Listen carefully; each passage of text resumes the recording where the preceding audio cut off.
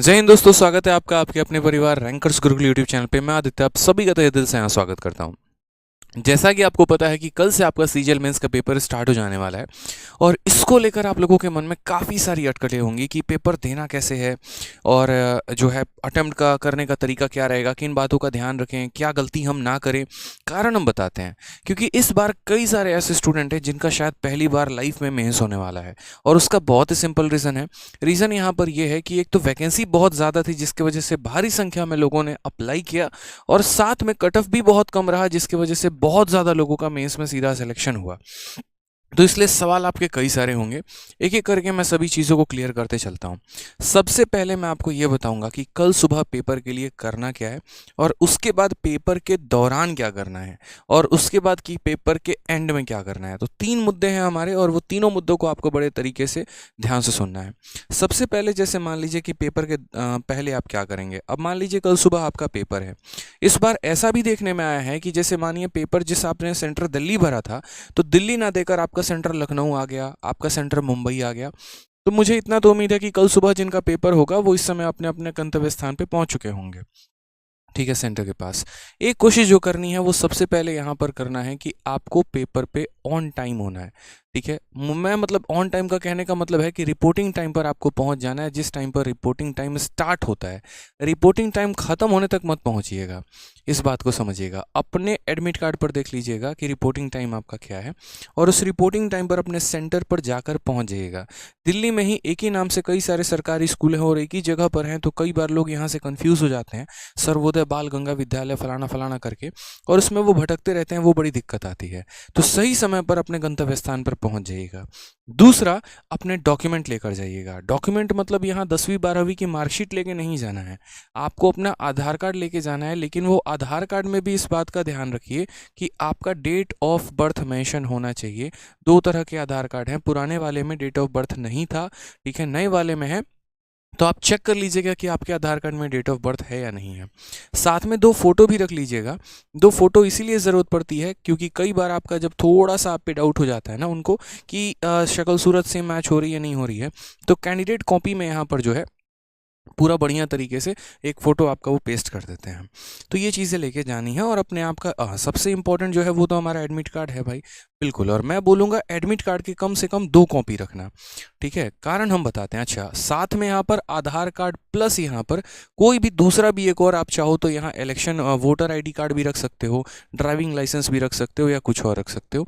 हम इसका रीज़न बताते हैं। पिछली बार जब हम एनालिसिस करने सेंटर पर गए थे तो एक स्टूडेंट आई, ठीक है, और क्या हुआ कि उनका एडमिट कार्ड और आधार कार्ड दोनों का दोनों जो है वो हाथ में लेके जा रही थी और पता नहीं क्या हुआ कि इतनी ज़्यादा भीड़ हो गई यहाँ पर कि मतलब उनके हाथ से आधार कार्ड एडमिट कार्ड दोनों का दोनों ज़मीन पे गिरा और उस भीड़ में वो मतलब गुम गया, फटवट गया, पता नहीं क्या हुआ। वो शायद रोते रोते रह गई, पेपर नहीं दे पाई। अगर उनके पास एक और आईडी कार्ड और एक और एडमिट कार्ड होता जो कि उनके बैग में रखा होगा तो शायद उससे वहाँ पर वो दोबारा पेपर दे सकती थी। तो जब आपके पास डॉक्यूमेंट है तो लेकर जाइए, एक और है तो क्या परेशानी है। और आधार कार्ड की 2 फोटोकॉपी रखिएगा। तो ये तो आपको अपने सेंटर पे लेके पहुंचना है क्योंकि जब एंटर ही नहीं करोगे तो पेपर ही क्या दे पाओगे मेरे भाई। तो सबसे पहले मुद्दा कि हमें एंट्री लेने के लिए किन किन चीज़ों की आवश्यकता है, ये बहुत ज़रूरी है, ठीक है। टाइम पर पहुंचना है। अब उसके बाद बात आता है कि चलो यार ये तो डॉक्यूमेंट वाला प्रोसेस हो गया, हम अपने आप को कैसे थोड़ा सा स्टेबल करें, हम किस माइंडसेट के साथ, किस एटीट्यूड के साथ, किस जेस्चर के साथ हम पेपर देने जाएं। उसके लिए मैं आपको छोटी सी बात बोलूँगा। सबसे पहले देखो, मैंने जो अपने मेंस के टाइम पर फॉलो किया था, जो मेरा मेंस 2019 के पैटर्न पे था, उसमें क्या था, 2 घंटे का मैथ्स का पेपर था, 2 घंटे का इंग्लिश का पेपर था। तो सेशन बड़ा एग्जॉस्टिव सा हो जाता था। मॉर्निंग से लेकर इवनिंग तक अपने आप को इंसान तोड़ देगा, ऐसा नींद खतरनाक वाली आती थी और इंग्लिश मजबूरी में अटेम्प्ट करने वाली सिचुएशन हो जाती थी कि बस जल्दी से पेपर खत्म और निकलो। आप लोगों में मोस्ट ऑफ द बच्चे होंगे जैसे इतनी लंबी सिटिंग जो है आप लोगों की हो सकती है आदत ना हो कि पहले आप 2.25 घंटे का पेपर दो, फिर बीच में 2 घंटे का गैप, फिर एक और आपका टाइपिंग दो। तो इस वजह से आप ऐसा ज़रूर कर सकते हैं यहाँ पे कि अपना 9 बजे वाले पेपर के पहले एक रेड बुल लेकर चले जाएं, या ऐसा हो सकता है कि 11:15 में जब आपका पेपर खत्म होगा तो उसके बाद एक रेड बुल ले लीजिएगा ताकि वो एक एनर्जी मेंटेन करके रखेगा। मॉर्निंग में बहुत ज़्यादा पानी मत पीना, वॉशरूम जाने की आवश्यकता पड़ सकती है और 1 मिनट भी अगर आप गए तो बहुत कुछ तबाह हो सकता है, बर्बाद हो सकता है। इस बात का ध्यान रखो, ठीक है। तो बस मुझे लगता है कि red bull is a very soft option, आप इसको चूज़ कर सकते हैं। और अगर आपने पहले ज़्यादा नहीं पिया तो एक बार में पूरी बोतल मत ख़त्म करना, आधी ख़त्म कर सकते हो, बस इतना है। बहुत लोगों को सूट भी नहीं करेगा। जिन्हें पहले आदत है या एक आधा बार पी रखा वही लेना मेरे भाई, वो ज़्यादा सही रहेगा, नहीं तो कॉफ़ी वॉफ़ी से काम चला सकते हो, ठीक है। उसके बाद बात करते हैं यहाँ पर कि जब एंटर हुए तो क्या करना है। सबसे पहले अपने डेस्क पर जाना। तो कई लोग कहते हैं कि पहले से पढ़ना शुरू कर देना, एडमिट कार्ड के लिखे लाइनों को पढ़ना, माइंड को अपना कैलकुलेशन करना शुरू कर देना, पेन लेकर और एडमिट कार्ड पे इंटू इंटू इंटू करना ताकि तुम्हारा माइंड एक्टिव मोड में आ जाए। मेरे भाई ये जो कोई इंजन नहीं है कि ठंडी के दिन में स्टार्ट करके 20 मिनट छोड़ देना है तभी गाड़ी बढ़िया चलेगी, इस बात को समझिए। पेपर के पहले जितना ज़्यादा अपने आप को शांत रखेंगे ना उतना बेहतर है, मैं ऑनेस्टली बता रहा हूँ। जस्ट बी कूल मेरी तरह, ठीक है। मैं कभी भी कोई भी पेपर देने जाता हूँ ना, चुपचाप जाऊँगा, जाके ऐसे सो जाऊँगा मैं, और बस एग्जामिनर आके उठाएगा, चलो पेपर स्टार्ट हो गया, टाइम हो गया, तो मैं आराम से उठता था।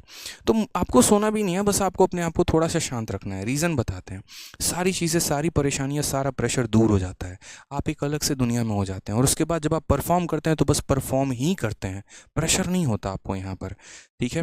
क्योंकि असली प्रेशर तो मॉक ऑटोमेटिक आपको दे ही देगा जब आपका टाइमर स्टार्ट होगा, तो उसके पहले फालतू का लोड क्यों लेना।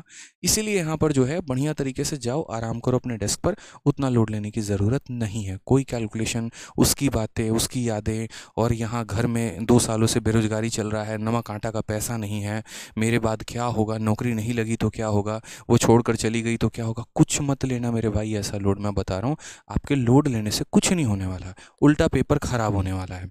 तो हम ऐसा काम क्यों करें जिससे हमारा पेपर ख़राब होगा।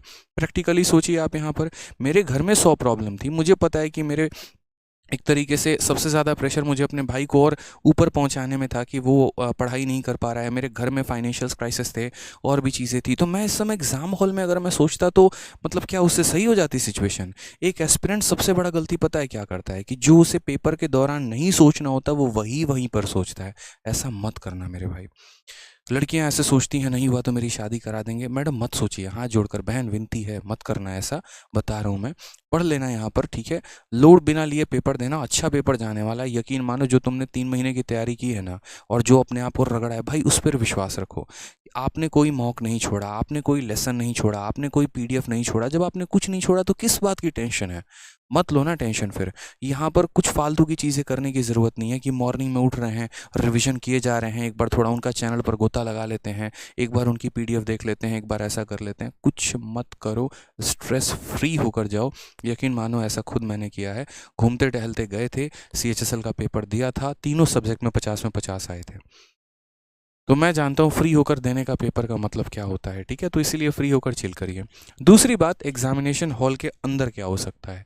पहली बात बायोमेट्रिक होगी, तो इस बात से पहली बात तो परेशान मत होना कि बायोमेट्रिक हो रहा है, समय वेस्ट हो रहा है, क्या हो रहा है। तरीके से अपना कैंडिडेट कॉपी भर लेना और सहयोग देना पूरा का पूरा बायोमेट्रिक में। जल्दीबाजी करोगे, क्या पता 5 बार अंगूठा सटाना पड़े और डिस्टर्बेंस हो, पैनिकनेस हो। बड़ा कूल होकर अपने आप जो है आराम से बायोमेट्रिक में पूरा सहयोग करना एग्जामिनर का, टेंशन लेने की ज़रूरत नहीं है, ठीक है। जब आपका पेपर स्टार्ट हो उसके पहले ही अपना माउस चेक कर लेना कि क्या आपका माउस वर्किंग कंडीशन में है या नहीं है। थोड़ा सा भी डाउट हो ना, तुरंत भाई वहीं पर रिप्लेस करा देना। एग्जामिनर बोले कि हम ठीक कर देते हैं, बोलना इसको जो है सही करिए नहीं तो हम तोड़ देंगे, सीधी सी बात है। ऐसा कहना नहीं है उनको, बदतमीजी नहीं करनी, बकवासबाजी नहीं करनी, लेकिन हाँ अनुरोध करके माइक ज़रूर, माउस जो है वो ज़रूर बदलवा लीजिएगा। क्योंकि बीच में अगर धोखा दे दिया ना तो ज़्यादा दिक्कत होगी, फिर बाद में आपका कोई सुनने वाला भी नहीं है। एसएससी वैसेसी कोई आपके लिए स्टैंड अप नहीं करेगा, कितना भी एप्लीकेशन लिखवा के दिलवा दो, कोई फ़ायदा नहीं है यहाँ पे। तो माउस जो है वो मेरे भाई ज़रूर चेक कर लेना, ख़राब है तुरंत बदलवा लेना, मतलब ठीक है। उसके बाद जैसे मानो जब पेपर दे रहे हो, तो पेपर दे रहे हो ना, तो बार बार जो आदत तुम्हारी लगी होती है टाइमर देखने की, उस पर उतना फोकस मत करना। चिल आउट होकर अपना आराम से पेपर दो, ठीक है। हाँ थोड़ा टेंशन लेना वो तो यार लाजमी है, उतना तो लोगे ही लोगे।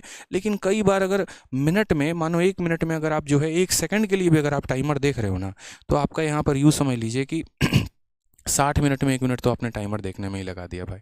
तो इसीलिए उतना पैनिक नहीं करना है कि हाँ ठीक है बार बार देख रहे हैं चीज़ें, नहीं नहीं, चिल आउट रहो, अपना पेपर अटेम्प्ट करने पर फोकस करो। पेपर में अगर कोई क्वेश्चन गलत नज़र आता है, किसी क्वेश्चन पर आपको डाउट होता है, आप बना रहे हैं आपसे बन नहीं रहा, तो इतना जान लीजिए कि वो सवाल गलत है और उसके आपको बाद में नंबर मिल जाएंगे। लेकिन उस समय उसके साथ दंगल मत लड़िए। यहाँ पे एक आर्ट होता है जो एक एस्पिरेंट को सीखना होता है, और वो पता है आर्ट क्या होता है, उसे हम कहते हैं आर्ट ऑफ स्किपिंग। और ये जिसके पास होता है ना, टॉपर चल के आगे वहीं बनता है। स्किपिंग का मतलब पता है क्या होता है, कि आप सवाल सवालों के साथ दंगल नहीं कर रहे हैं। बन रहा है तो बना रहे हैं, नहीं बन रहा तो आगे बढ़ रहे हैं, लेकिन उलझ नहीं रहे हैं। 2 बार 3 बार ज़बरदस्ती का उसके साथ पंगा नहीं ले रहे हैं, तो ऐसे कैसे नहीं बनेगा रे तोरा में बहुत अकड़ है, ये सब बात नहीं फालतू का। अपना सिंपल बढ़े, बनाए, आगे बढ़े, क्योंकि आपको पता है आपको लास्ट तक पहुँचना है। लास्ट तक पहुँचना है, क्या पता शुरू में टफ क्वेश्चन हो, आगे चल के आसान हो, और ये एक एस्पिरेंट नहीं सोच पाता है। हम 2 लोग हैं मानिए पेपर दे रहे हैं, मेरे में शुरू में ही सारे टफ आ गए, उनके में शुरू में सारे आसान आ गए। मेरे से कम नॉलेज उनको है, लेकिन मेरे से अटेम्प्ट उनके ज़्यादा हो जाएंगे। क्यों? क्योंकि उन्होंने जो है आसान सवाल पहले बना लिए। तो आपको नहीं पता कि आपका आसान सवाल पहले आएगा, टफ पहले आएगा, इसलिए मैं कह रहा हूँ स्किप करते चलिए। जहाँ लगे कैलकुलेशन में उलझ सकते हैं, कुछ और उलझ सकते हैं, तो स्किप करके आगे बढ़ते चलिए। ठीक है, पेपर में कुछ नया ट्राई करने की ज़रूरत नहीं है। यहाँ पर जिन चीज़ों का आपको आता है यहाँ पर उनको ट्राई करिए। फालतू का कोई फलाना ट्रिक ढूंढ लेंगे, 11 की डिविजिबिलिटी ढूंढ लेंगे, ये ढूंढ लेंगे, इतना नहीं। अपने कंसेप्ट पर रिलाई करिए। यकीन मानिए आपने सब पढ़ा है, बस उतना विश्वास करके आपको जाना है। ठीक है, तो पेपर के पहले क्या करना था वो बता दिया, पेपर के दौरान क्या करना है वो भी बता दिया मैंने आपको। अब पेपर के बाद क्या करना है मैं आपको बताता हूँ। पेपर के बाद आपको इस बात का ध्यान रखना है कि कोई कितना भी आपका फेवरेट हो, जिगरी हो, खुद आदित्य रंजन सर भी आपको फ़ोन करके अगर ये बोले ना, ठीक है, कि बच्चे आज के पेपर में क्वेश्चन क्या आया था वो मुझे बता दो, कभी मत बताना, मैं बता रहा हूँ यहाँ पे। एसएससी स्ट्रिक्ट है इस बार, ये अंदर की बात है, मैं आपको बता रहा हूँ, और भी स्ट्रिक्ट हो सकती है अगर किसी भी फॉर्म में आपको पता चल जाए कि आपने क्वेश्चन शेयर किया है तो किसी भी टेलीग्राम ग्रुप में, व्हाट्सअप ग्रुप में मेरे भाई कोई ज़रूरत नहीं है क्वेश्चन शेयर करने की। ठीक है, कहीं ना कहीं आप अपने साथ भी खिलवाड़ कर रहे हो और उन बच्चों के भविष्य के साथ भी खिलवाड़ कर रहे हो जिनका आने वाला पेपर है। क्योंकि आप प्रैक्टिकली सोचिए, अगर आप क्वेश्चन आउट कर देते हैं तो जिन बच्चों का बाद में पेपर है उनको बहुत ज़्यादा फ़ायदा हो जाता है, और उसके लिए आप अपने आप को ही नुकसान में डालते हैं।